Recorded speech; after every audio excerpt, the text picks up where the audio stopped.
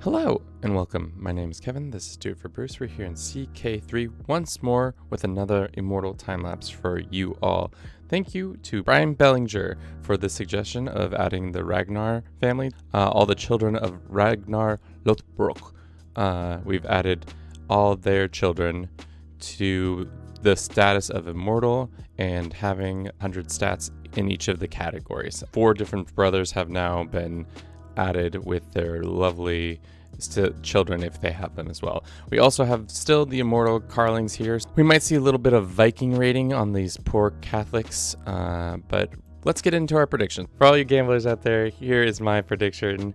It's a 3-way parlay. What I think is going to happen, because it's happened before and it seems to happen a lot, unless the religion of Asatru gets reformed, which usually it's pretty rare, and in this situation we have a likelihood of it happening, but not a high likelihood, just because Upland is controlled by an Immortal and Jorviken is controlled by an Immortal, being that religion being reformed. But if it is not reformed, then these boys will turn Catholic, which will then make everybody in this area probably Catholic.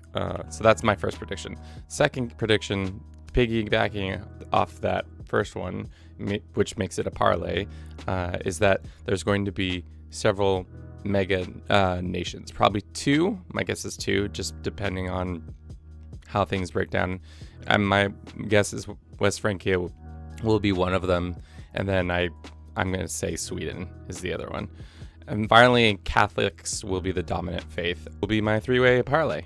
And with all that, let's get underway and see what's happening in this time lapse. I'll see you in the end.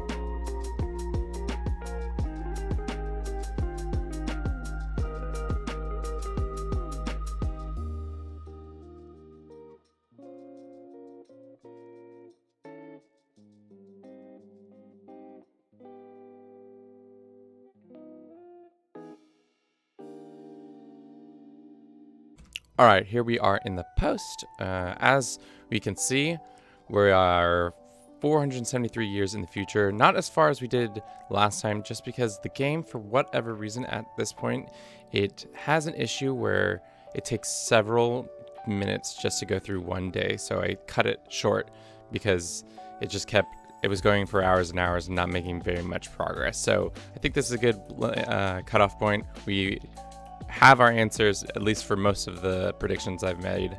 So let's get into that.